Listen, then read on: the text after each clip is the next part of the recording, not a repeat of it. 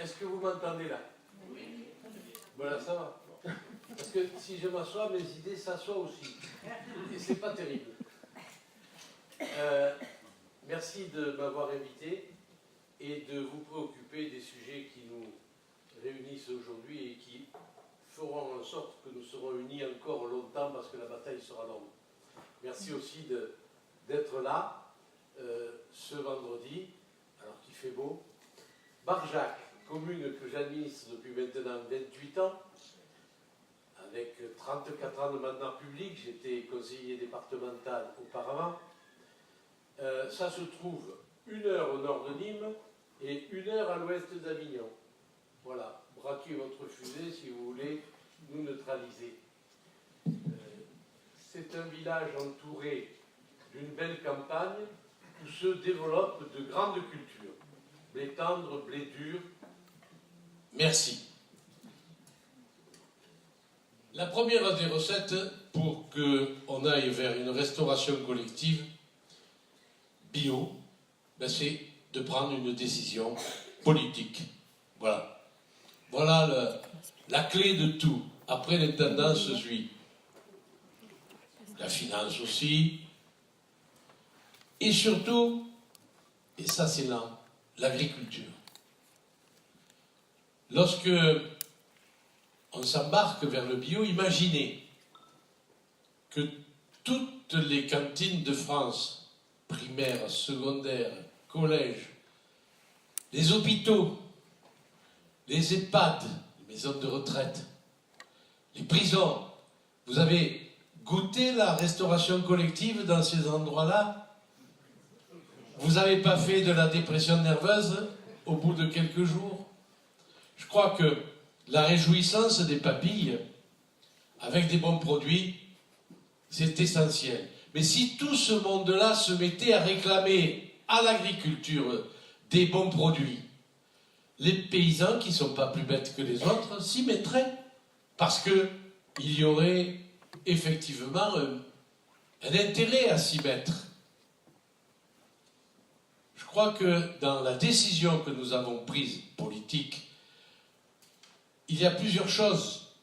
Il y a cet aspect de vouloir, par une arrière-pensée, réorienter l'agriculture de notre environnement. Car le bio n'a pas de sens s'il n'est pas en circuit court, c'est-à-dire sans intermédiaires et avec trop de kilomètres. C'est ça les circuits courts. Donc, il nous faudrait autour, dans notre campagne, dans vos campagnes, dans nos campagnes, des choses qui se font et qui se mangent. Regardez à Paris, la bosse ne nourrit pas Paris. C'est l'Andalousie, ou c'est Cavaillon, c'est le sud de la France, c'est des camions par milliers. Les blés de bosse vont, Dieu seul sait où. Hein? Donc il y a des échanges qu'on ne comprend pas. La proximité est un élément majeur. Et c'était dans notre pensée. L'autre pensée, c'est le social. Oui, avec la crise, nous sommes convaincus qu'il y a beaucoup de familles où on ne mange pas bien. Il y a un siècle, les riches, ils étaient gros. Et plus ils étaient gros, plus on pensait qu'ils étaient riches. Et c'est ainsi qu'on les caricaturait. Aujourd'hui, c'est les pauvres qui sont gros, qui sont obèses et qui font du diabète. Les autres, ils font du tennis, du golf, ils ont des piscines, ils ont des diététiciens, etc. Mais c'est pitié de voir dans ces écoles des enfants obèses, addicts au gras et au sucre. Et puis c'est pitié aussi parce qu'on sait qu'on ne mange pas bien dans les maisons. Alors on s'est dit, une politique sociale doit passer par de la restauration scolaire de qualité. Ils auront au moins ça dans le ventre, 5 jours, 5 midis par semaine. Centre de loisirs du mercredi étant inclus, évidemment. Ensuite, dans les maisons, on a fait des paniers bio aussi pour les familles de ces enfants. Grâce à nos fournisseurs, trouvés avec difficulté. Donc, une intention sociale, une sorte de restaurant du cœur pour les enfants. Une intention éducative. Le maire, il est nourricier, qu'il le veuille ou non, il a des enfants de 2 ans, s'il a une crèche encore plus petit, et c'est de ce marquage de la papille, de cet étalonnage, qu'il va se créer chez l'enfant un référentiel qui lui servira à dire c'est bon ou c'est pas bon, par comparaison avec ce qu'il a et ce à quoi il a été habitué dans son enfance. Moi, le bon café, c'est celui qui s'approche le plus de celui de ma maman. Vous voyez la dimension psychanalytique du goût. Mais pour l'enfant, si vous voulez en faire un aguesique, quelqu'un qui n'a pas de goût, eh bien, c'est pas compliqué. Continuons comme ça. Si vous voulez en faire quelqu'un qui goûte, qui mange et non pas qui bouffe, eh bien, le maire a une responsabilité éducative dans cette affaire. Donc, des arrière-pensées agricoles, des arrière-pensées sociales, des arrière-pensées éducatives, et puis des arrière-pensées de santé. Nous avions eu autour de chez nous des enfants qui avaient eu des cancers. J'avais vu mon ami, le professeur Sultan, je crois qu'il est venu ici, endocrinien célèbre. Il m'avait dit, mais probablement, oui, on ne rit plus aujourd'hui dans le village des agriculteurs bio comme en 1968. C'est plus des rigolos. On les respecte et on les considère avec sérieux. Et ouais, un paysan très goguenard, un gros paysan, hein, le plus gros tracteur, 200 hectares, etc. Il était goguenard par rapport à notre projet. Ouais, jusqu'au jour où il a eu une petite fille qui est née sans main. Et sa voisine aussi, sans doigt. Ça aussi, c'est un élément qui fait du chemin dans les têtes. Et ce gros paysan, d'ailleurs, qui avait tout pour être heureux, une jolie femme, de l'argent, le plus gros tracteur, le plus beau fusil de chasse, les meilleurs copains. Mais il s'est flingué un jour. Et Sultan m'a dit, mais tu sais, les perturbations endocriniennes chez les agriculteurs les amènent souvent à des dépressions. Et un jour, un coup de fusil. Donc voilà, il y a tout ça dans notre décision. Ce n'était pas facile.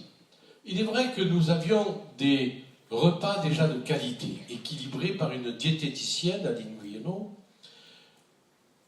Et c'était une nouveauté. Avant, nous avions de bonnes cantinières qui nous faisaient des menus avec du riz en entrée, en salade, de la purée pour suivre, et ensuite des pâtes. Voilà, et un gâteau de riz comme dessert. Ils étaient coufflés, ils avaient mangé, mais ce n'était pas des repas, voilà. La difficulté pour nous fut d'avoir du personnel formé.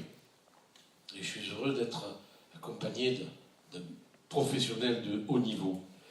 C'est un vrai problème quand on veut aller dans ce chemin-là, d'avoir du personnel qui adhère au projet, qui est connecté, parce qu'il ne faut pas qu'il soit hors sol, ce personnel. Lui aussi doit être en circuit court, vivre, ancré dans un territoire, connaître les paysans, les maraîchers, faire le marché de plein vent, s'il y en a un, etc. Il faut qu'il soit lié à une terre et bien formé, actif dans le projet, y adhérent. Il ne faut pas qu'il soit distant. Le personnel, de ça aussi.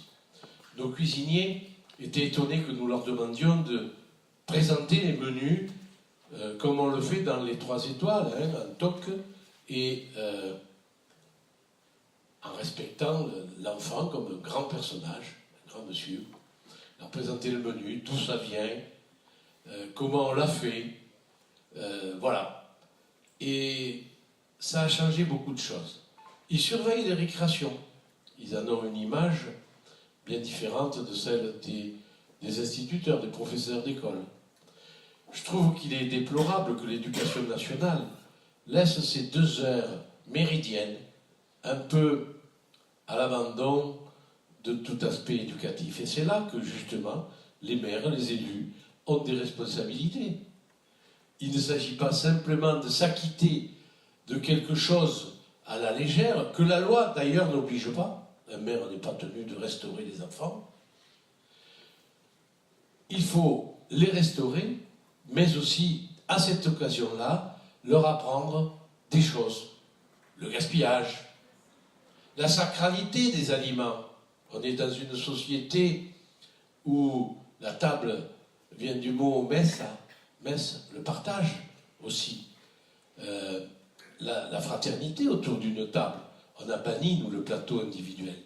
On partage. Voilà. La difficulté fut d'avoir des bons produits en bio, qui prennent le relais de ces bons produits ordinaires. On avait du label rouge avant d'avoir du poulet bio. Poulet bio, c'était problématique. Les enfants étaient convaincus qu'un poulet, c'était 1000 pattes. Ils n'avaient que des pattes. Le jour où on a mené des poulets complets, qu'on avait découpés, il y a eu de ces disputes. L'un voulait la carcasse, l'autre voulait les ailes, l'autre les pattes, etc. Ils ont appris aussi à faire des rotations et à partager. C'est un élément important de l'éducation. Mais pour obtenir du poulet bio, juste à côté, c'est compliqué. Il y avait tout autour, moi je ne dis pas la cantine, je dis le restaurant scolaire. C'est-à-dire, je le prends de haut. Je regarde en général les gens de haut, moi. Sauf les pauvres. Mais les gens, les enfants, ne sont pas habitués à ce type de restauration. Et les familles étaient un peu choquées. Comment aller vers les paysans pour leur dire, voilà, on a besoin de ci, on a besoin de ça. On était un peu coincés. Et c'est là que nous avons fait la rencontre merveilleuse d'une association foncière qui s'appelle Terre de Liens. Terre de Liens émet des actions. Vous pouvez les acheter. C'est dommage que l'impôt sur les grandes fortunes ait été supprimé puisque vous auriez pu le déduire de votre ISF, sachant que vous y mangez tous. Voilà. Vous savez, 4 milliards d'ISF, c'est les cantines gratuites et bio en France. Donc on vient de ne pas me parler de prix. Ça aussi, c'est politique. Lui, c'est le technique. Moi, c'est le politique. Donc voilà. Terre de Liens a acheté, grâce à un actionnariat, un crowdfunding, comme on dit en provençal, voilà, ou en catalan, si, 120 hectares avec un grand mas. Et là, on a implanté, parce que ça urge de remettre du paysan dans nos campagnes, ils disparaissent. Tragique. Bientôt nous aurons faim, parce que c'est eux les nourriciers. On a mis un porcher, on a mis un éleveur de vaches pour le veau, on a mis un volailler, un paysan boulanger. Bon, ils n'ont pas tous tenu le coup, parce que donner de la terre en fermage, ça ne suffit pas. Il faut de la trésorerie, parce qu'un poulet à bio, c'est 90 jours, et un cochon, c'est 1 an et demi avant de le charcuter. Donc il faut de l'avance de trésorerie. Et le blé, il faut 6 mois. Donc voilà, il faut de l'avance de trésorerie, il faut des machines, il faut des conseils techniques. C'est des jeunes, ils viennent de la ville. Et donc voilà, un peu casse-gueule, je dirais, mais ça tourne encore. Ils nous font un pain merveilleux qu'on distribue tranche par tranche. Il est bio, meulé à la pierre, levé au levain naturel, cuit au feu de bois. Évidemment, on le distribue tranche par tranche, sinon il se coufflerait rien qu'avec ça. Voilà. Pas de déchets dans les poubelles. Donc on a pu avoir ça. Et puis il est arrivé des maraîchers sur le marché de Plein-Var. Il y en avait 0, il y en a maintenant 5. Il y a 3 boulangers bio, il y en avait 0. Voyez comme on tire un peu la charrette.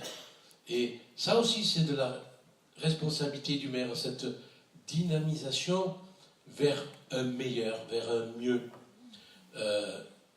Et cet accompagnement finit par se faire presque naturellement. Et aujourd'hui, ça avance à grands pas.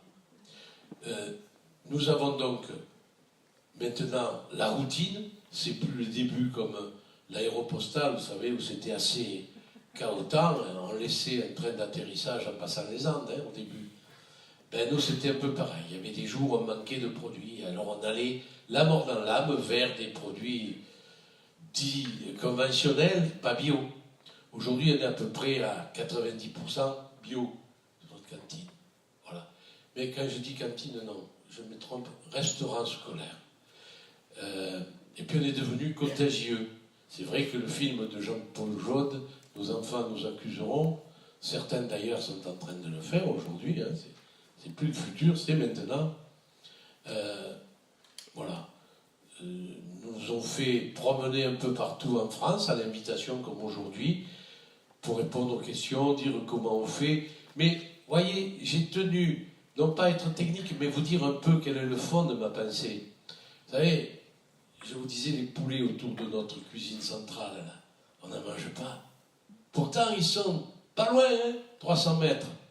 Des fois, le vent, avec l'odeur, nous la rabat. Mais ces poulets sont exportés. Ils vont, par exemple, au Togo, surgelés, désurgelés, la chaîne du froid laisse à désirer. Sur le marché de Lomé, évidemment, ils se vendent. Et le petit paysan qui a fait 25 km à pied de bon matin pour venir vendre ses 4 poulets mobilettes, c'est comme ça qu'ils les appellent, pas bien gras, mais il ne les vend pas, il retourne chez lui. Et puis un jour, il dit à sa femme, on ne peut plus tenir, on ne gagne plus de sous. Donc, ils plient le bagage, ils vont au bidonville, à la capitale. À leur place, il y a le désert qui avance. Bonjour l'environnement. Le bidonville, chacun sait ce qui s'y passe. Drogue, prostitution, etc. Les plus dégourdis prennent le bateau, vous le voyez bien, tous les jours à la télé. Le pape François, il en parle. Il crie au monde. Il se noie. Et s'il ne se noie pas, les gendarmes les attendent dans des camps de rétention. Vous avez là, pour des paysans qui prétendent nourrir des pauvres, tout le malheur du monde. Vous voyez comme à partir de l'assiette, on peut avoir tout un paradigme, tout un ensemble de pensées. Ajouterais-je que à partir d'une assiette, oui, on peut composer un paysage. Dites-moi ce que vous mangez, et je vous dirai si le paysage est que du vert, ou s'il y a du jaune, du vert, du bleu, etc.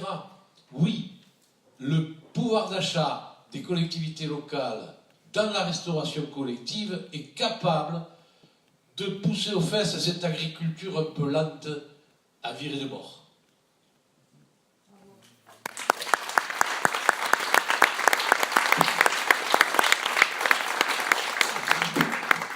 Bien entendu, je répondrai aux questions, car j'espère que vous en avez. Et même la controverse, j'aime ça. Alors nous avons là deux solutions. Ou bien on bloque les questions à la fin, ou alors on pose les questions après chaque intervention. Qu'est-ce que vous en pensez? Chaque intervention, ça fait vivant. De l'envie. À la fin ou maintenant? Est-ce qu'il y a des questions maintenant? À la fin. Oui, c'est le service à la carte. Nicolas, toi. Bien. Donc, bonjour à tous, je m'appelle Nicolas Madé, je suis le responsable de la restauration collective de la ville de Bègles, en Gironde. Merci pour votre invitation. Merci pour votre invitation, monsieur le maire. Ça va être difficile de passer derrière, mais je vais essayer de vous présenter donc ce qui se passe à la cuisine centrale de Bègles. Donc Bègles en Gironde, à moins de 5 heures du centre de l'univers. Donc c'est à peu près le temps que j'ai mis ce matin pour venir. Centre de cosmétique de l'univers. Donc une population de 25 000 habitants qui est intégrée à la métropole bordelaise. Donc une cuisine centrale qui fonctionne en régie et en liaison chaude, qui distribue ses repas donc, dans 17 satellites, donc 13 écoles, donc les écoles maternelles et les écoles élémentaires. Nous produisons 2400 repas par jour, soit à peu près 370 000 repas par an. Et nous arrivons à un taux de fréquentation assez élevé, puisque nous approchons des 90%. On sert donc 2100 enfants sur les 2400 qui sont inscrits à l'école. Et pour réaliser ces 2400 repas, nous sommes une équipe de 18 agents, donc une diététicienne nutritionniste, Lucie Robin, qui intervient un jour par semaine et qui nous aide à établir les menus et puis effectivement en concertation avec la production à les mettre en œuvre. Si on continue un petit peu dans des chiffres bruts, on arrive à un coût du repas moyen d'1,86 €, donc ça c'est sur l'ensemble de l'année. Goûter inclus, tout ce que vous voulez, donc le coût de denrée d'1,86 € auquel je vais ajouter la ration de pain, donc on approche le coût de l'assiette approche environ les 2 euros. Et si on ajoute, donc en pure matière première, si on ajoute tout ce qui est frais de fonctionnement de la cuisine centrale jusqu'à la livraison du repas, on arrive à 4,81 euros. Et si on rajoute les frais de service et les frais de structure de l'école, etc., on arrive à un coût de revient total de 8,11 euros. Et vous voyez donc en bas de page que les familles paient en fonction de leur quotient familial entre 0,76 et 5,88 euros, ce qui couvre à peine le coût de revient sorti de cuisine centrale d'un repas. Le reste est donc financé par la solidarité. Et donc apparemment, on est à peu près cohérent avec la mairie de Barjac. Mais on a encore des leçons à apprendre, on n'est pas les meilleurs là-dedans, on a un point de marge de progression, parce que à Barjac, ils sont à 90%, et nous, on est un petit peu moins haut. Alors nous avons été la première ville d'Aquitaine qui a été labellisée par l'Interbio Nouvelle-Aquitaine, donc qui s'appelait l'Arbio en 2012. Donc l'Arbio, c'est l'interprofessionnel bio de l'Aquitaine. Donc l'Interbio, donc on a reçu le label territoire bio engagé, on était les premiers parce qu'on avait dépassé les fameux 20% du Grenelle de l'environnement, et on les avait dépassés dès 2010. Nous sommes aussi membres fondateurs du club des territoires 1+ bio. Et puis nous sommes montés à l'époque avec Noël Mamère en 2016 pour recevoir un trophée, celui des victoires des cantines rebelles, parce qu'on avait mis en place donc cette politique alimentaire et les repas alternatifs dont je vous présenterai en fin de déploiement. Donc en 2007, les chiffres viennent de sortir. En 2017 plutôt, nous sommes arrivés à un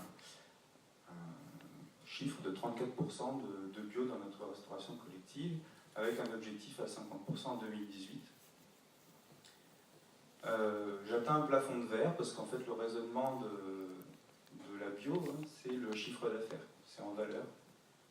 Il faut dépenser le maximum pour faire augmenter son indicateur, alors qu'en fait, il semblerait plus logique pour moi qu'on revienne au pourcentage de ce qu'il y a dans l'assiette de l'enfant en matière plutôt qu'en argent. Mais ça, on pourra en parler après dans la séance des questions. Donc j'ai pris le parti, donc depuis 2009, parce que c'est ma date d'arrivée à la cuisine centrale, d'acheter, c'était ma mission, d'augmenter la qualité alimentaire de la restauration collective et de développer la bio, d'acheter des produits à la plus faible valeur ajoutée possible. En gros, on est parti sur... Là, on est arrivé actuellement à ce que 100% des fruits et légumes frais soient bio. Toute l'huile qu'on utilise, que ce soit pour l'assaisonnement ou la cuisson, est bio. Les yaourts, quand ils sont... donc on parle de yaourt nature, de yaourt nature sucré, etc. On est sur du bio. J'introduis de plus en plus de légumes surgelés bio aussi, mais je ne veux pas partir dans des approvisionnements d'importation, par exemple, asiatiques ou Afrique, etc. Enfin, du mauvais bio, on va dire. La viande de bœuf, il y a au moins 2 services par mois qui sont en bio. Le poulet, on était sur du label rouge, et ben on va basculer un service sur 2 en bio, etc. L'épicerie, tout ce qui est pâtes, enfin, tout ce qui est féculent. Dès que je peux faire rentrer du bio, je le rentre là-dedans, ce qui fait que sur le menu, on voit des petits logos de bio qui apparaissent petit à petit.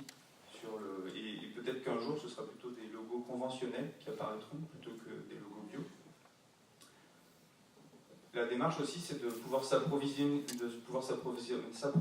le plus proche possible de la ville de Bègles, mais en Gironde, on a peu de maraîchage, il y en a un petit peu au nord de Bordeaux, du côté des Innes, donc, mais sinon, ce qu'on sait bien faire, c'est le raisin, et c'est pas du raisin qu'on met dans nos assiettes, c'est plutôt du raisin qu'on met dans nos verres.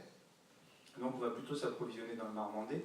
On arrive même à trouver du bio qui vient de Roussillon, etc. On arrive ou la Charente, Charente-Maritime, on peut monter jusqu'en Bretagne. On a aussi une réalité, c'est qu'on met 1 tonne par jour de produits en œuvre. Donc il faut pouvoir faire venir ces matières premières. Et malheureusement, le bassin d'approvisionnement est encore embryonnaire. Malgré l'avenir, c'est un projet de maraîchage urbain sur Bègles, où on va installer sur des terres qui vont être mises à disposition d'un maraîcher, oui, c'est ce qui est fait à Montsartou d'ailleurs, mais là, ça risque pas d'être en régie municipale. Enfin, en tout cas, on va mettre à disposition des terres de maraîchage pour faire un maraîchage urbain, donc, où la filière d'écoulement sera logique, c'est-à-dire ce sera la cuisine centrale pour toute ou partie de la production du maraîcher. Donc, s'il souhaite vendre dans des AMAP ou sur les marchés, ben, il écoulera, et puis le restant sera absorbé par la cuisine centrale. Nous utilisons aussi le minimum de produits issus de l'industrie agroalimentaire, c'est-à-dire que tout ce qu'on peut faire nous-mêmes, nous allons le faire nous-mêmes. On a une légumerie, et je pense que c'est la clé de notre cuisine centrale, c'est que nous avons une légumerie avec un agent qui travaille 100% de son temps, qui est affecté à cette tâche. Donc on achète tous nos fruits, tous nos légumes sont des légumes bruts, tous ceux qui sont destinés, enfin, on achète des légumes bruts et puis on les épluche, on les décontamine, on les épluche, on les râpe, on en fait des rondelles, on fait tout ce que vous voulez. Ce qui fait que toutes nos entrées de crudité sont issues de fruits et de légumes frais. Ce qui veut dire que je fais très peu appel aux produits de la 4e et de la 5e gamme, c'est-à-dire tout ce qui est produits prêts à l'emploi, prêts à consommer, sur un budget de 750 000 € par an. L'enveloppe, la ligne de dépenses sur la 4e gamme, donc les salades en poche ou les radis, c'est les 2 seuls produits qu'on va acheter. Ça représente moins de 10 000 € par an. Voilà. Et là, c'est parce qu'il y a une réalité technique derrière pour éviter qu'on puisse gâcher ces produits. Et puis, la dernière évolution de la cuisine centrale, qui date de 2014, c'est la réduction de la consommation de viande et le développement des repas alternatifs, où en fait on proposera une fois par semaine un repas sans viande pour tout le monde. Je mets de côté le poisson et l'omelette, hein, c'est une autre partie du menu. Et tous les jours, tous les convives ont accès, s'ils le souhaitent, à un repas sans viande, à base de céréales légumineuses ou d'ovoproduits, enfin de protéines d'œufs ou de produits laitiers, protéines végétales, tout ce que... pas de la viande.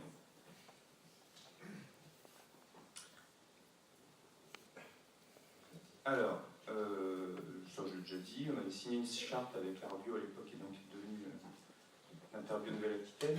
Alors en décembre dernier, on nous avait annoncé, à la suite des états généraux de l'alimentation, le ministre avait annoncé qu'on souhaitait partir vers le 50% de produits bio dans les cantines. C'est ce que j'ai pu ressortir de mes différentes recherches. J'avais bien entendu ça sur France Info, sur France Inter.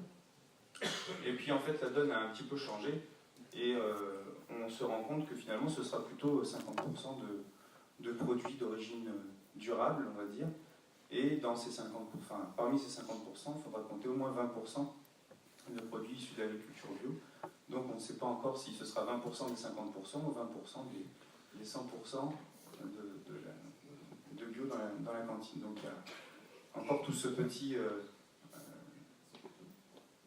il y a encore des limites dans ce système.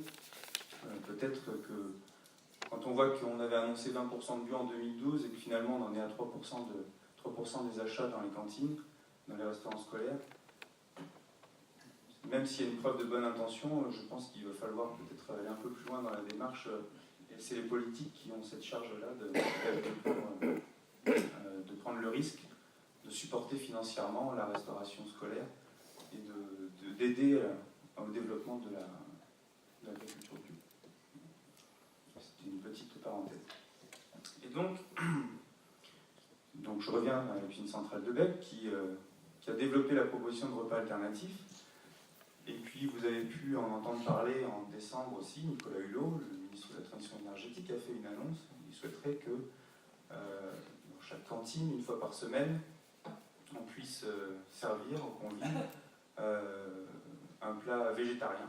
Donc pour ça, en fait, il s'est appuyé sur un rapport de Terra Nova, dans lequel Bègue était cité explicitement, puisqu'on a mis en place cette démarche depuis 2014. Alors, on essuyait les plâtres, hein, c'était un petit peu novateur, mais la démarche des élus initiale, c'était en 2013, c'était comment réduire notre impact sur l'environnement et prendre en compte l'enjeu de développement durable et puis de santé publique par la diminution de la quantité de la consommation de viande. Donc on a commencé ça en 2013 et en 2000, on a fait appel donc à un plus bio et à Gilles Davot qui est venu en cuisine centrale pour former les cuisiniers. On est parti du principe que donc effectivement il fallait qu'on puisse proposer une alternative, c'est pour ça qu'on les appelait repas alternatifs, issus de céréales, de légumineuses et d'autres sources de protéines, et que ce plat-là devrait être accessible à tous, et laisser le choix à chaque convive de pouvoir se nourrir avec ou sans viande tous les jours. Alors la réalité, c'est qu'en 2004, il y a aussi des réalités techniques de service. En 2014, à la rentrée 2014, tous les convives qui le souhaitaient s'inscrivaient en tant que consommateurs de repas sans viande, repas alternatifs, mais pour l'année, et donc excluaient toutes les viandes de toute l'année scolaire de leur repas.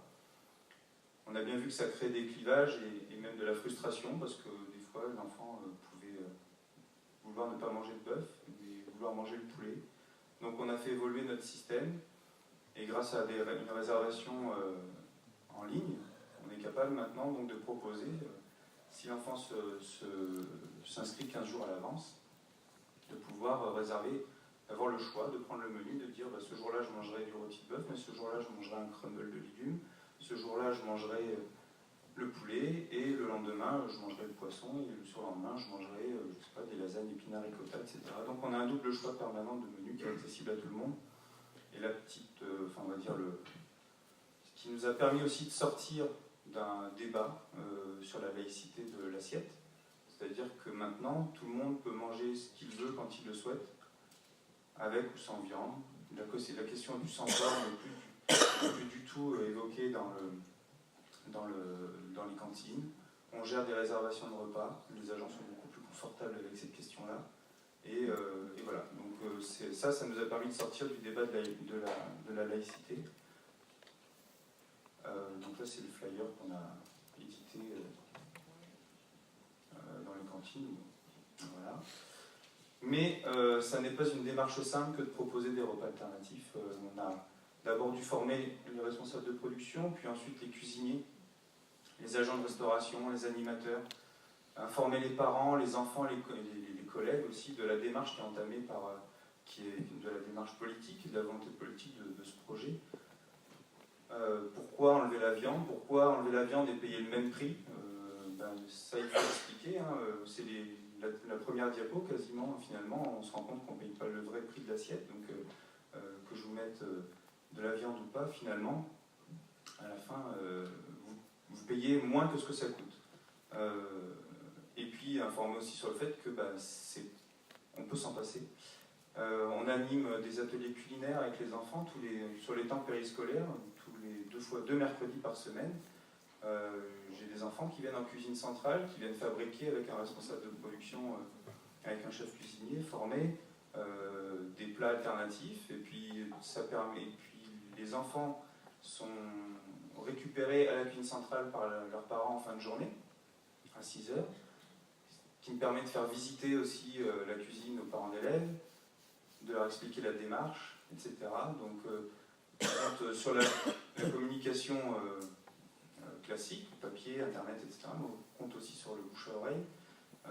Et ça a l'air de fonctionner, puisqu'en 2014, on était à 50 repas alternatifs par jour. Et là, on a des pointes à 400 repas alternatifs par jour. Sauf évidemment, quand on est en un repas alternatif pour tout le monde par semaine, là, on atteint les 2400. Il faut oser la prise de risque.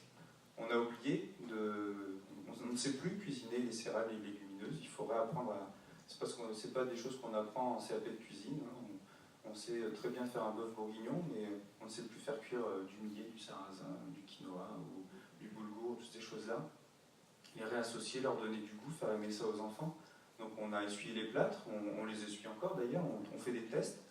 L'objectif, en général, c'est la progression, c'est de faire une petite quantité d'un plat, une nouvelle idée de recette.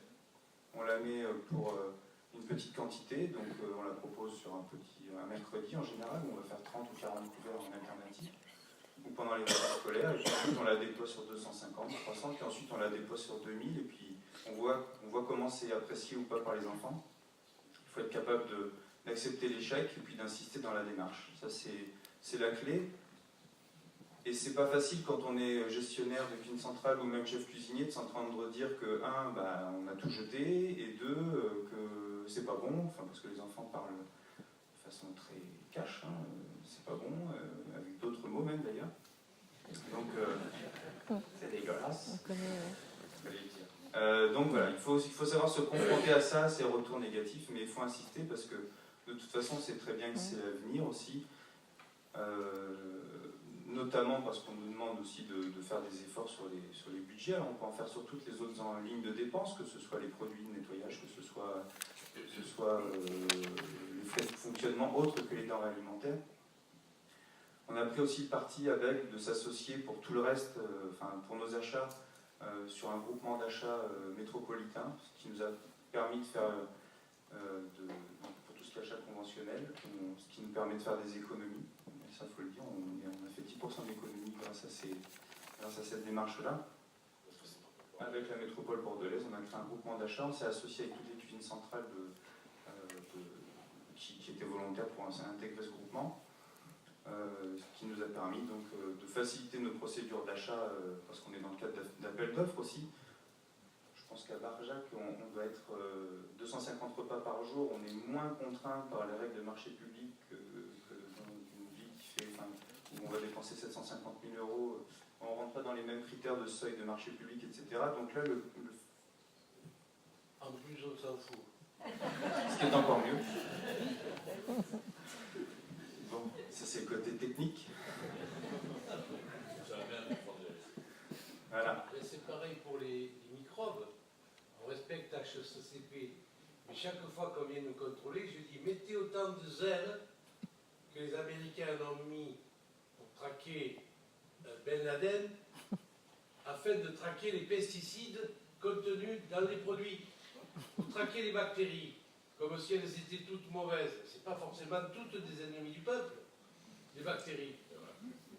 Mais par contre, j'ai le droit, sans aucun contrôle, de donner une pomme traitée 25 fois, personne ne vient m'embêter.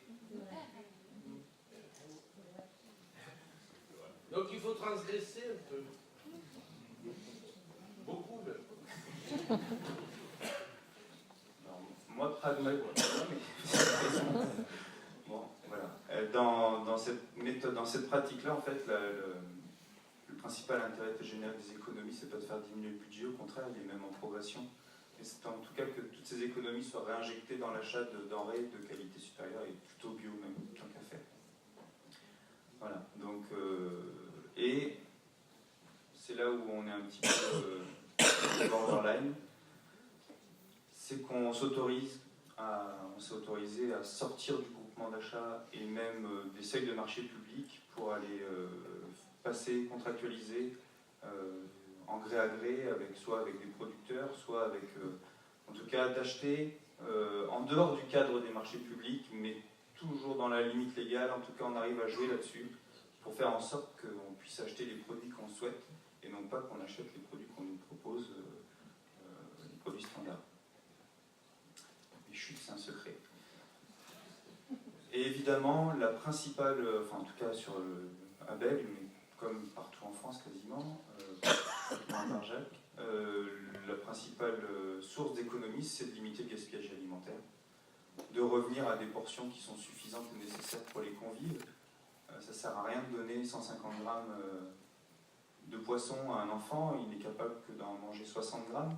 Ça ne sert à rien de donner 150 grammes de viande, il n'en mangera que 50, etc., etc. Et ça, c'est difficile aussi à mettre en application dans les services de restauration, parce que quand on voit une assiette avec 50 grammes de viande, ça tique, mais pourtant c'est que la ration nécessaire. Voilà, alors on travaille sur le gaspillage alimentaire, on a installé des tables de tri dans chacune des écoles élémentaires, on va le déployer dans les écoles maternelles. Et en parallèle, on est en train on a trouvé du foncier pour installer une plateforme de traitement des biodéchets, donc tout ce qui aurait été gaspillé, jeté ou récupéré dans les tables de tri, on va pouvoir les valoriser sous la forme de compostage de proximité qui sera installé sur un territoire, sur un terrain de Bègle. Voilà, ce qui nous permettra aussi de mesurer notre peu de surproduction, etc. Voilà, c'est un peu, ça ne fait pas très rêver.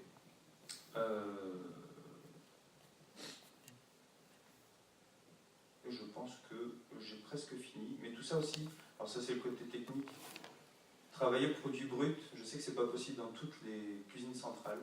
Nous on a atteint notre seuil de la cuisine centrale. Initialement elle était prévue pour 2000 repas. On est à 2400, on a pu passer ce seuil-là et continuer à maintenir et même développer notre qualité alimentaire parce qu'on a fait des investissements dans du matériel qui permet d'automatiser certaines tâches, qui permettent de dégager les agents sur des tâches de fabrication et de transformation manuelle. Par exemple, avant on avait des marmites où il fallait bagayer pour faire cuire les pâtes, etc. Maintenant on a des marmites avec des agitateurs qui basculent, etc. Donc là où je mettais deux agents pour faire cuire 2400 portions de pâtes, maintenant j'ai un agent qui est présent et l'autre peut aller travailler en légumerie, peut travailler en préparation froide pour faire des épluchages, pour travailler le produit et ne pas tomber dans le piège de se dire comme on ne peut plus le faire, on va acheter des produits qui sont déjà tout prêts dans l'industrie. Et là on verrait notre qualité de... Déjà on ne tiendrait pas le budget. Et ensuite, on verrait la qualité de notre prestation qui diminuerait. Et même les agents m'en voudraient parce que le peu de fois où on est obligé de sortir un produit industriel parce qu'il y a une grosse panne, etc., on est obligé de sortir notre stock de secours, ils ne sont pas du tout convaincus de ce qu'ils font. Donc j'ai de la chance d'avoir une équipe qui est formée et qui est même motrice là-dedans. Ils veulent travailler le produit, ils veulent respecter leur métier. Donc ça, je dois la reconnaître. Et pour aller plus loin aussi dans cette démarche-là, il n'y a pas que l'aliment, il y a aussi tout ce qui est procédure de nettoyage et de désinfection. On a acheté, j'en ai une machine qui a été livrée l'année dernière, j'en ai une autre qui va être livrée bientôt. La désinfection de la cuisine centrale va se faire à la vapeur, on va supprimer tout ce qui est ammonium quaternaire pour la désinfection des surfaces et du matériel, parce qu'on sait que, ça finit dans le réseau d'eau, donc ça cause des problèmes pour les stations d'épuration, ça cause aussi des problèmes, on suppose que ça pourrait poser des problèmes aussi pour l'agent, donc on supprime les ammonium quaternaires, on fera du dégraissage avec des produits éco-certifiés et de la désinfection à la vapeur. Voilà ce que j'avais à vous dire par rapport à la cuisine centrale de Bègles. Merci de votre attention.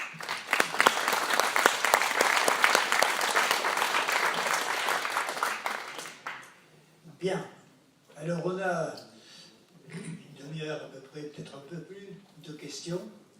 Je vous demanderai d'être bref si on veut que le plus de personnes puissent intervenir. Deuxième chose, c'est que à la fin, après la conférence, nous avons un apéritif bio comme il se doit, et donc les intervenants seront là et vous pourrez continuer à leur poser des questions, mais à un moment donné, il faut bien finir. Je suis désolé, je n'ai pas le beau rôle. Madame, la parole est à vous. Merci, monsieur. Bonsoir. Je me présente, je suis Sabine Portus-Durand, adjointe au maire de Sainte-Marie et vice-présidente du CIS Perpignan Méditerranée. Alors, je suis là pour représenter Madame Beaufils Nathalie, qui est la présidente du CIS, qui est indisponible ce soir. Et avec moi, il y a Robert de la mairie du Soleil et Arlette de la mairie de Villeneuve-de-la-Vao, excusez-moi, qui sont présents aussi pour parler du CIS. Je voulais vous interpeller un petit peu parce qu'à Perpignan, nous fonctionnons déjà depuis un certain nombre d'années avec une cuisine collective et dans nos restaurants scolaires, il y a 25 restaurants scolaires que comptent sur 36 communes de l'agglo. 25 restaurants scolaires sont servis par cette cuisine centrale. Nous servons, sur l'année 2017, nous avons servi 1 685 000 repas. Ça représente un budget global de 8 496 467. Notre but est d'abord 3 compétences, la restauration collective, les animations pédagogiques autour de l'alimentation, les transports routiers occasionnels. Sur notre restauration collective, nous fournissons 70% de produits frais, de saison, locaux et régionaux, fruits et légumes, 93% de nos viandes sont locales et régionales et 100% de nos produits bio pour l'ensemble des petites structures. La question, s'il vous plaît. La question. Ce n'est pas une question, c'est simplement pour apporter une information, pour vous dire que sur Perpignan, nous fonctionnons déjà comme la commune de Bègle. Voilà. En bio. Non. En bio, oui. Non. En liaison froide. Non, c'est pas en liaison chaude, monsieur, c'est en liaison froide avec les lions. Pas de partie de discussion à deux. Voilà. Oui, du bio, madame. Oui. Bon. Qui d'autre? Mais madame, vous pourrez vous en expliquer avec ces messieurs tout à l'heure. Tout à fait. Oui, monsieur. Vous appuyez. Voilà. Ça marche. Oui, je voulais demander à monsieur Nicolas Madé comment a été perçue par les parents l'introduction de repas végétariens, les parents et les enfants. Alors apparemment, vous avez parlé sur le prix, j'ai eu l'impression qu'il y avait une réflexion, les gens disaient oui, mais finalement, vous ne mettez pas de viande, ça devrait être moins cher. Et d'une manière globale, comment ça a été perçu? En fait, on l'a anticipé, enfin non, dans une explication, c'est juste qu'on l'a anticipé, on avait la réponse toute prête, et puis on l'a même expliqué avant même qu'on nous la pose. Mais à partir du moment où le choix est laissé, non, ça n'a pas posé de problème. Enfin, je sais qu'en 2001, donc là j'étais à peine sorti du lycée, Noël ma mère et son équipe avaient tenté d'imposer les protéines végétales quasiment, trop souvent pour l'époque. Là, on arrive dans un contexte aussi où les gens sont prêts à se passer de la viande. On a aussi profité de tous les débats de santé publique et tout ce qu'on pouvait entendre à la télévision et dans les médias. Et donc les gens étaient prêts à se passer de la viande et puis on y est allé progressivement. Et puis, alors en 2014, on n'y est pas allé franco avec une fois par semaine. C'était une fois par mois. Et puis ensuite, en 2015, 2 fois par mois. Et puis maintenant, c'est toutes les semaines. Et donc parmi les convives, on a les enfants. En fait, on va vous dire que globalement, les parents d'élèves béglés n'ont rien à dire sur la restauration collective de leur ville, parce qu'ils savent comment ça se passe. Il y a beaucoup de communication aussi par rapport à tout ça, de la transparence. Quand on fait les semaines du goût, on invite les parents à venir partager les repas avec leurs enfants dans les restaurants scolaires. Donc on a 10 parents par école et par jour qui viennent manger dans les restaurants scolaires. Il faut d'ailleurs les tirer au sort pour qu'ils puissent le faire. On est un peu victime de ce succès-là. Et puis, de toute façon, il est ouvert à tout le monde. On communique, on explique, on fait visiter. Donc, c'est naturel. Et donc, on a les scolaires, et puis on a aussi des seniors qui mangent dans des restaurants. Et puis, on a les collègues de la mairie. Et il n'y a pas de... Alors, des fois, on peut entendre, ça, c'est des graines pour les oiseaux, mais c'est pas très grave. On insiste. Voilà, ça se fait naturellement. On a plutôt de la chance. Oui, moi, je voulais compléter ce qu'a dit mon ami Sabine Portus. Dire que nous proposons nous aussi des menus végétariens. Oui, Madame Portus, votre intervention, je l'ai interrompue, mais tout simplement parce que j'ai été gentiment interpellé par Nathalie Beaufils, qui m'a dit, mais nous aussi on fait des choses ici. Ce à quoi je lui ai rétorqué que, bien évidemment, si elle souhaitait faire une conférence sur ce qui se fait à Perpignan, il va sans dire qu'il suffisait qu'elle demande. À vous. Oui, moi je voudrais revenir sur le lien entre l'agriculture bio qu'il faut développer et donc les restaurations collectives. Est-ce que, alors il y a Terre de Liens là qui vous en avez parlé. Qu'est-ce que vous pensez du régime municipal agricole par rapport pour alimenter une cantine? Je pense qu'il y a plusieurs formules. Nous, je viens de le dire, c'est Terre de Liens qui nous aide. Il y a un gros paysan qui s'y est mis, enfin, pour la lentille et le pois chiche. Et je l'ai branché avec Semfas qui fait du steak végétarien, donc pour des repas alternatifs. La commune de Moinsartou, dans le Var, a une régie publique municipale agricole. C'est-à-dire ils ont préempté 5 hectares et embauché 2 paysans maraîchers qui qui ont un statut de fonctionnaire, qui est nettement au-dessus de celui du paysan. Un paysan avec 100 hectares de blé aujourd'hui, il ne fait pas le SMIC. Voilà. Mon ambition, c'est de préempter des terres, c'est déjà fait. C'est d'aller aussi vers une régie municipale. Je suis en procès. J'ai préempté une oliveraie. J'avais planté il y a une quinzaine d'années des oliviers. Ça donne à peu près 70 litres d'huile d'olive, mais il en faudrait 300. Donc je vois passer un terrain avec une centaine d'oliviers, 15 000 euros, 5 000 mètres carrés, c'est des affaires à ne pas laisser passer. D'autant que c'est pas loin de l'école et que nous avons l'intention, il y a aussi l'aspect éducatif.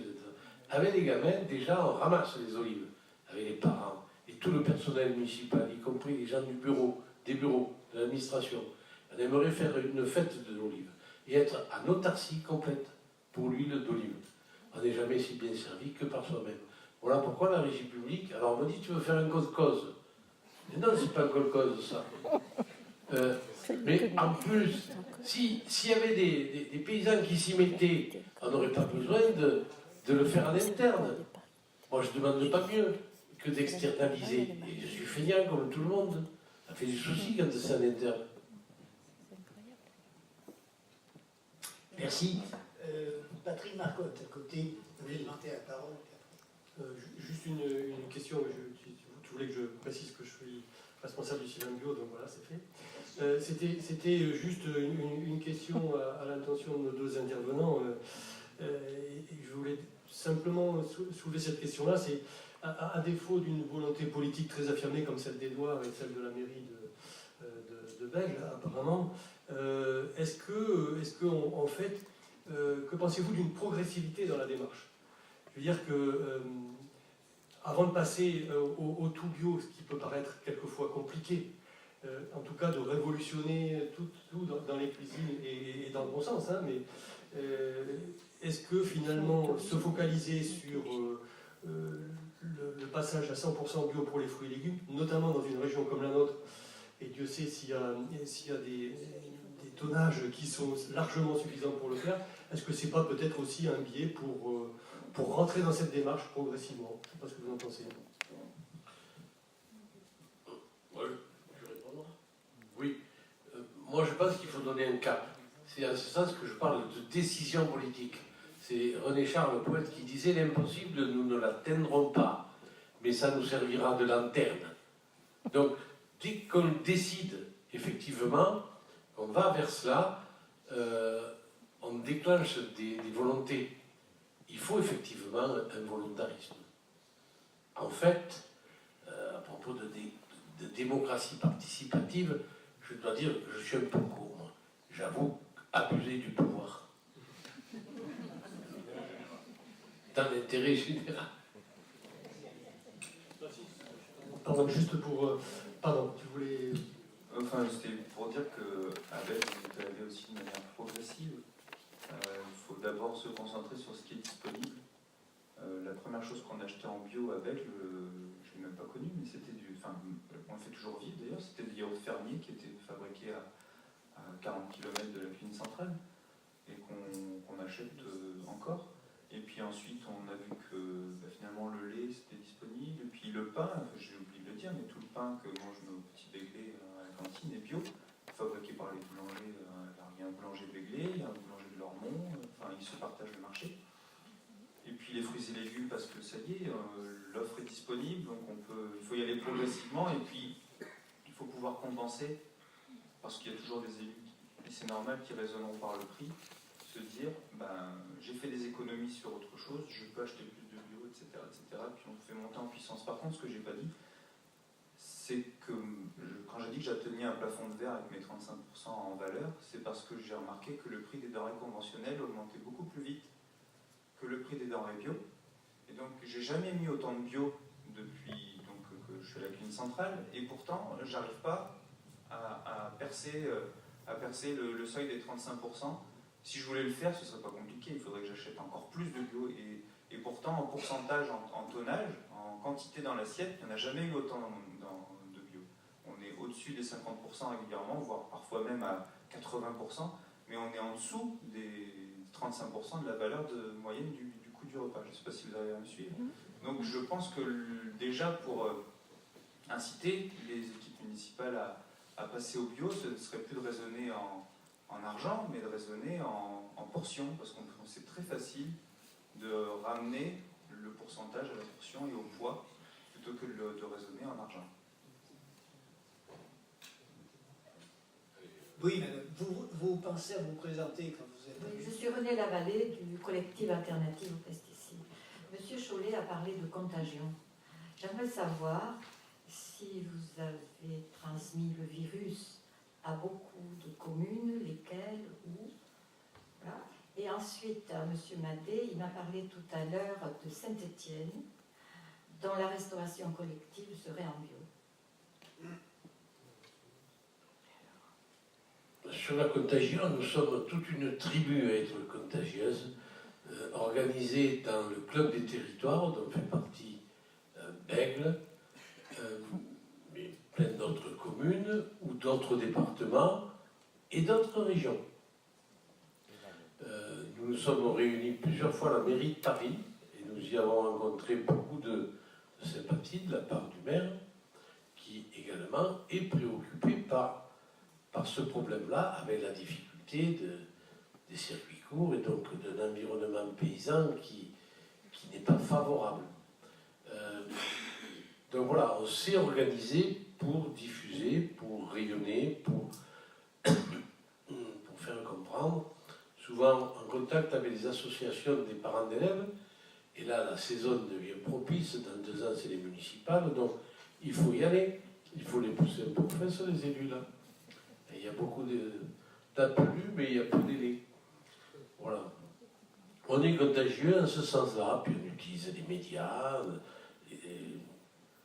on reçoit aussi beaucoup. C'est-à-dire qu'à notre restaurant scolaire, il y a plein de gens qui viennent nous visiter, on les fait payer, évidemment, alors le prix coûtant, cela, c'est-à-dire 10 €. Ça fait un peu moins, mais on fait un peu de bénéfice. Voilà. Bien, Alain Goth. Oui. Il y avait juste pour Saint-Étienne, de ce que j'en sais, enfin, je suis allé visiter Saint-Étienne, c'est la restauration collective, c'est une restauration collective qui est concédée à la société Elior, et la ville, alors c'est une ville de 125 000 habitants, 120 000 habitants, Saint-Étienne, ils font un peu moins de 2500 repas par jour, ce qui est faible, et ils ont demandé donc aux prestataires que 100% de leur approvisionnement soit bio. Donc c'est aussi simple que de signer un chèque. Donc voilà la démarche à l'île de Saint-Étienne, et qui a au moins le mérite d'exister. Et ça fait longtemps que Saint-Étienne, ils disent « Allez le vert ». Alain Goth, donc maire de Saint-Laurent-de-la-Salanque, vice-président du CIST, mais alors pas le même que la dame, du CIST départemental. Et donc notre grande question, c'est justement le bio. Parce que maintenant, c'est un effet de mode quand même, il faut le dire. On parle, tout le monde veut du bio. Et aujourd'hui, nous rencontrons quand même des problèmes, parce qu'on parle de bio et circuit court. Mais c'est vrai que le bio, aujourd'hui, en production sur notre territoire, n'est pas suffisant pour pouvoir répondre à la demande. Et en plus, bon, on va parler d'argent, mais c'est vrai que le bio, aujourd'hui, coûte beaucoup plus cher que les produits normaux. Alors c'est vrai que si on augmente trop le prix... Ça, c'est vous qui le dites. C'est ce qu'on a vu dans l'appel d'offres qu'on a ouvert cette semaine. Donc c'est pas plus tard que cette semaine où on a vu les différences de prix entre le bio et le normal. Et tout en restant dans un circuit court. Donc c'est des constatations qui sont récentes. C'est pas un effet de mode. Donc c'est vrai que ça pose quand même des problèmes parce qu'on n'arrive pas à répondre tout en restant dans des circuits courts. Donc des fois, il vaut mieux peut-être se tourner vers des circuits courts que de faire venir de la viande bio de Roumanie parce qu'on ne sait pas trop si vraiment c'est bio. Oui, moi je ne suis pas d'accord avec vous. Vous savez, un poulet bio, vous le mettez dans le four, il est comme ça. Et il ressort comme ça. Vous prenez un poulet 40 jours, vous le rentrez comme ça, il ressort comme ça. Essayez pour les épinards, vous verrez, c'est la même chose, vous les mettez dans la poêle. Vous avez acheté de l'eau. Donc, quand j'achète un poulet bio, j'en ai pour 3 jours à manger, même le 3e jour, ça fait tirer un peu. Voilà, on n'en finit pas. Mais un poulet ordinaire, à un repas, il est liquidé. Vous tirez la pâte, vous avez le blanc et l'aile qui vient avec. Et ça ne se tient pas. Et vous le finissez complet. Ça ne profite pas, comme disait ma mère. Hein, ça ne fait pas de profit. Donc, Avec une label rouge, quand il même, faut voir le aussi produit, quand même. la qualité alimentaire d'un produit bio par rapport à un produit, etc. On peut diminuer aussi les quantités avec ça. Donc, il y a des choses peut-être qui sont un peu dans les esprits. Je n'ai pas aimé quand vous parliez de mode. Moi, je pense profondément que le bio, c'est l'avenir. Et je vais même un peu plus loin. On économise des maladies. La sécurité sociale devrait encourager le bio. On économise de l'échec scolaire. L'éducation nationale devrait l'encourager. Une étude aux États-Unis dans les prisons a révélé que la fourniture de repas bio permettait de diminuer de 50% l'agressivité des détenus et donc de baisser d'un tiers les effectifs de gardiens. Faites les calculs comptables. Et, la comptabilité, ça dépend par quel bout on la prend.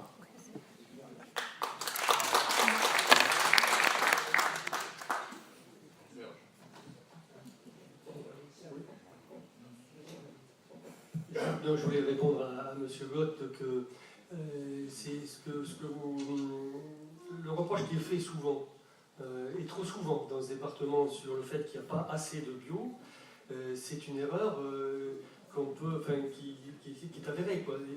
En termes de tonnage, c'est plusieurs dizaines de milliers de tonnes de fruits et légumes bio qui sont produits actuellement dans ce département. Alors certes, c'est pas on ne fait pas avec les fruits et légumes la totalité d'un repas, vous avez raison.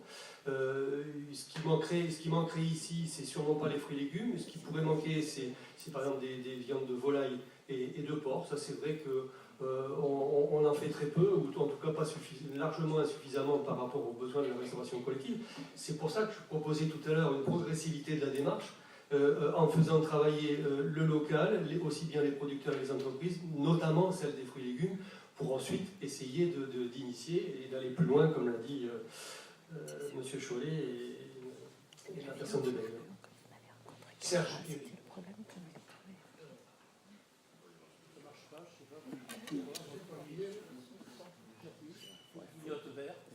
Il faut éteindre celui-là. Ça y est, il peut bien marcher. Oui, vous avez dit tout à l'heure à Bègle qu'il fallait que vous adaptiez les légumes et les céréales au goût des enfants. Est-ce que vous avez quelques recettes? C'est le cuisinier amateur qui s'intéressait.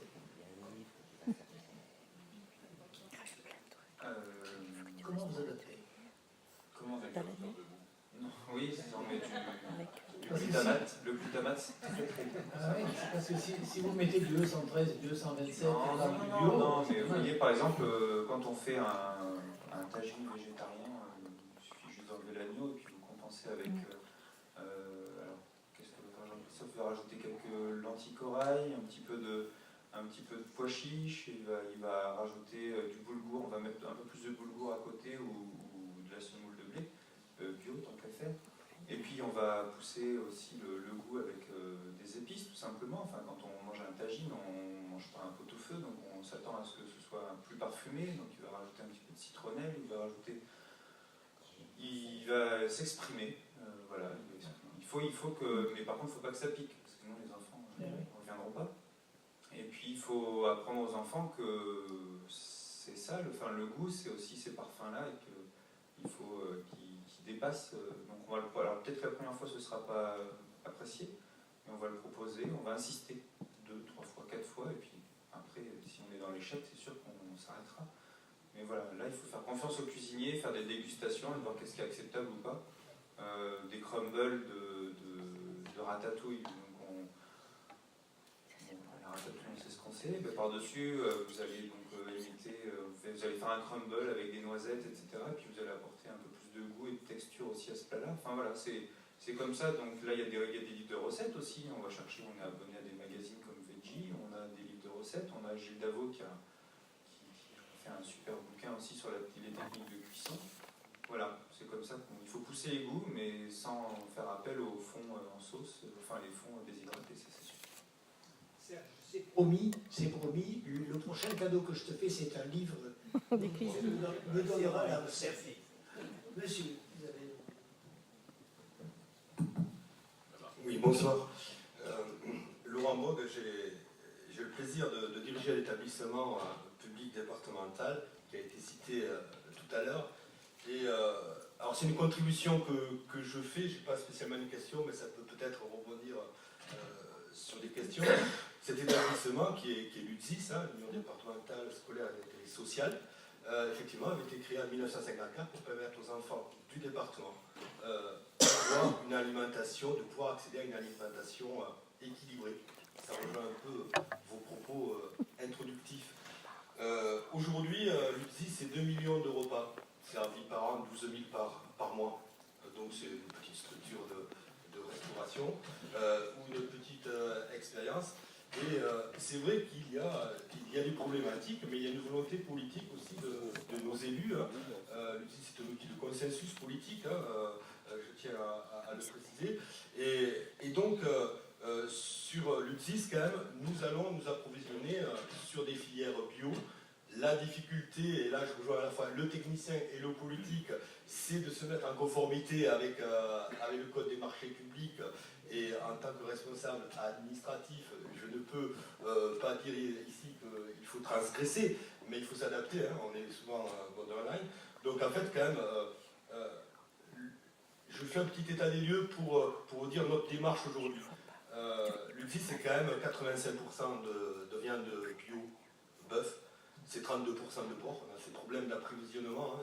Donc si vous avez des idées, nous sommes preneurs. C'est 100% de bio sur les pâtes et les riz et c'est 82% sur les légumes bruts. Donc le bio est bien présent dans les assiettes des enfants du département. Donc ma contribution, c'est surtout en fait, on se rend compte que sur certains secteurs, on est tendu pour l'approvisionnement.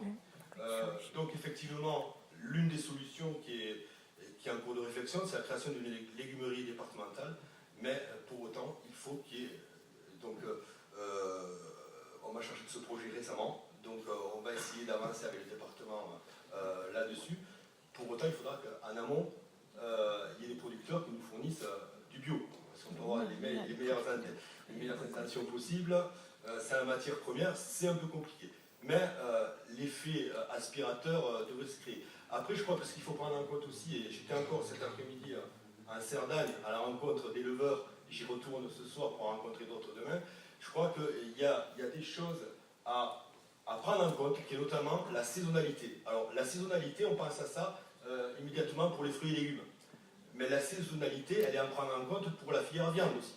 Puisque un produit bio, une vache, c'est 9 mois de gestation.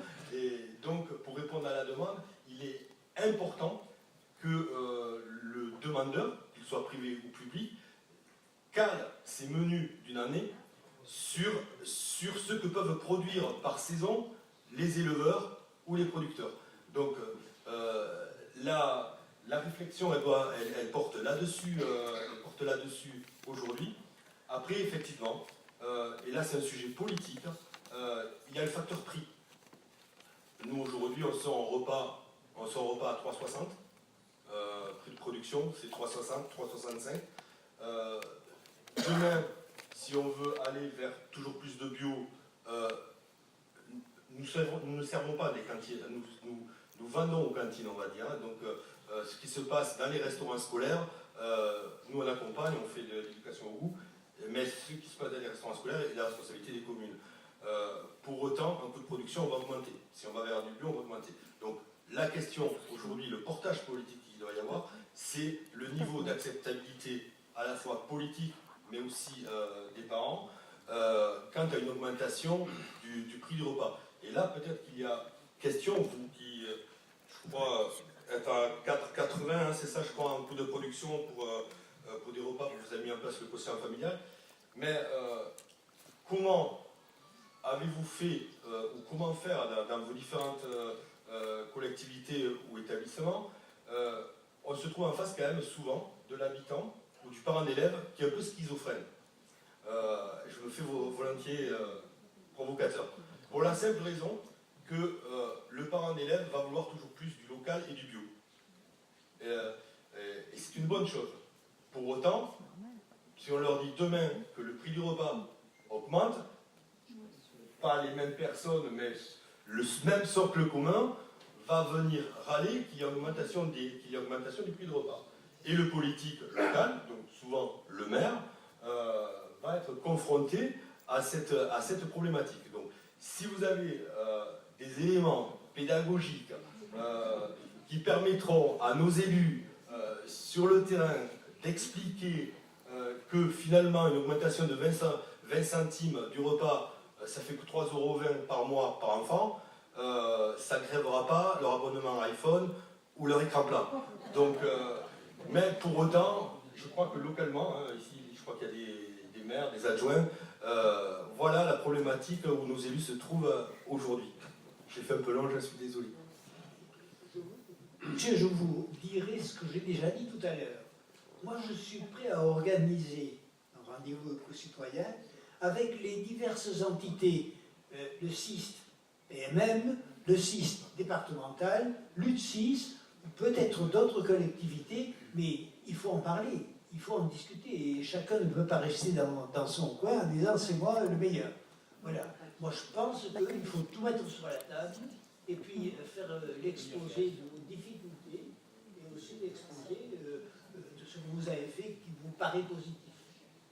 Dans le droit fil de ce que vient de dire le président Gott, le politique que je suis voudrait qu'on arrive, puisque vous allez peut-être faire une légumerie départementale, qu'on arrive à mutualiser cette légumerie peut-être avec la communauté urbaine qui représente quand même 40% du territoire, qu'on arrive à faire ce qu'on n'a pas pu faire avec la mobilité.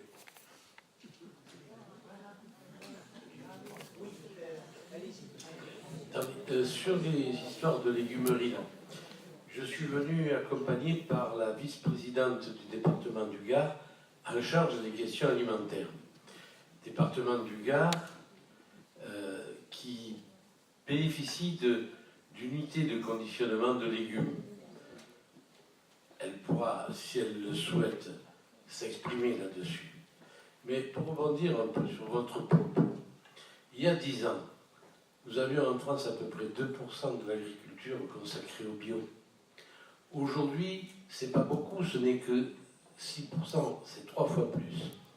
J'ai été scandalisé quant au Sénat, au motif que l'agriculture française n'était pas foutue de faire les 20% qu'on voulait mettre dans les cantines scolaires, eh bien, on a laissé tomber cette ambition d'avoir 20%.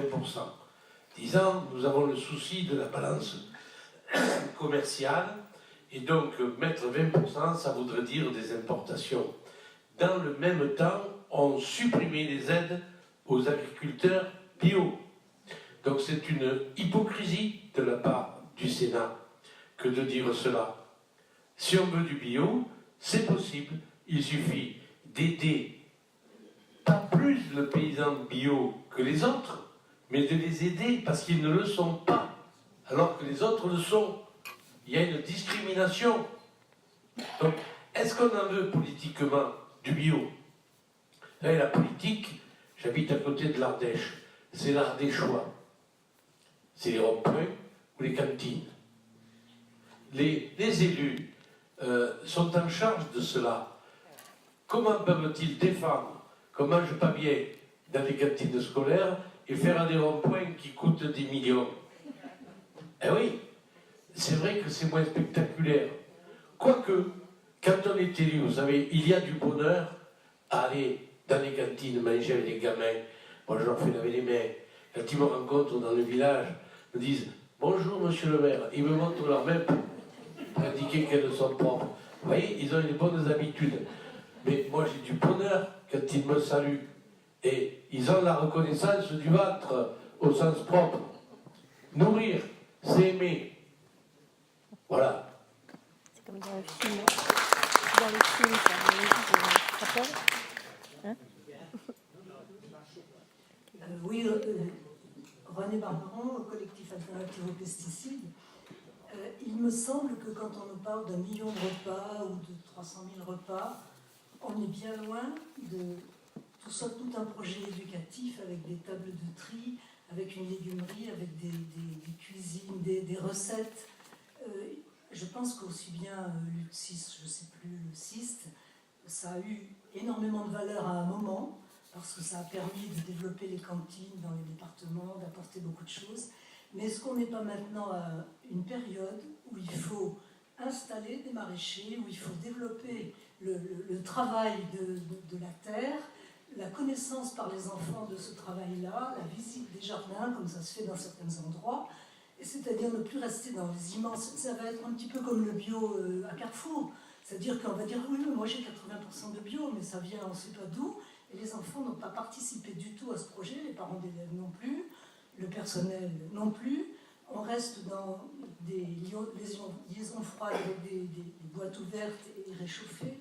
C'est plus du tout la même politique. Je veux dire que c'est un état d'esprit qui doit changer maintenant parce que les parents le demandent, parce que c'est la santé des enfants qui le demandent, parce que c'est notre agriculture qui le demande.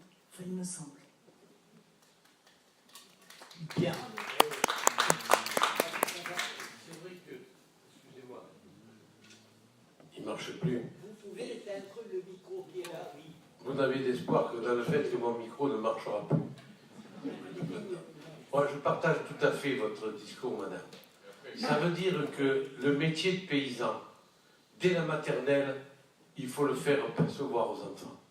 Il ne faut plus qu'il y ait une seule maternelle, une école primaire dépourvue de jardin. Arrachez quelques mètres carrés de goudron et faites planter des choses aux gamins avec leurs professeurs d'école. À la maternelle, nous avons un jardin pour les enfants. Et ils se régalent. Ils y apprennent plein de choses. D'abord l'odeur de l'humus, mais aussi à mettre les mains à la terre. Ils y apprennent aussi la patience. Ils y apprennent l'aléa. Et que le travail ne paye pas toujours en matière agricole. Et ça se suit ensuite avec l'école primaire. Oui, il faut redonner l'envie de devenir paysan à la jeunesse. Il faut que dans l'école, on leur récupère cette fibre terrienne. C'est vrai que nous manquons tragiquement de producteurs, de paysans. Tragiquement. Oui, monsieur. Écoutez, là on arrive au bout. Vous avez fait une intervention tout à l'heure. Vous ferez ça au pot. Monsieur, vous vouliez intervenir. Et puis ensuite, je donnerai la parole pour terminer à Madame Chollet. Voilà. Ouais, juste une requête. Dans Raymond Manchot, adjoint au maire des stagiaires, nous envisageons de créer une cantine communale avec cuisine sur place, donc et bio. Est-ce qu'on pourrait avoir des documents chiffrés qui nous permettent une analyse financière de l'aventure dans laquelle on souhaite se lancer?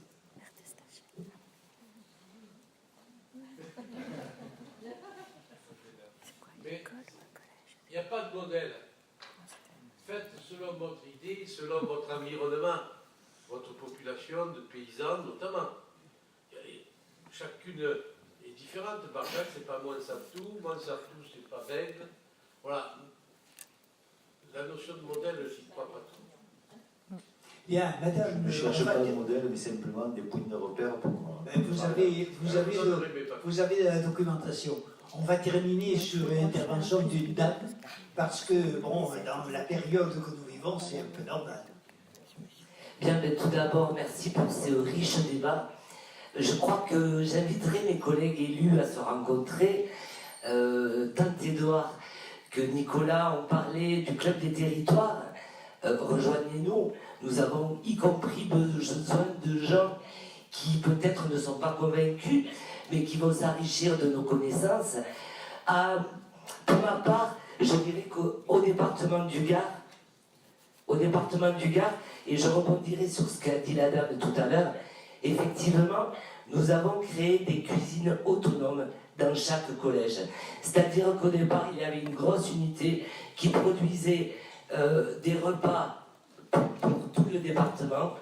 Aujourd'hui, nous avons amené la cuisine dans chaque collège avec des personnels formés et nous servons des repas en liaison chaude. Voilà, nourrir, c'est aimer. Je crois que les problèmes d'alimentation nourrissent des débats fort et important. Et c'est vraiment tout l'enjeu de notre société aujourd'hui. On dit souvent de la terre à la fourchette, c'est vraiment du transversal. Et je crois que le monde politique doit s'en emparer. Merci madame d'avoir terminé sur le mot aimé. C'est bien. Bien, écoutez, on va se retrouver à côté, on va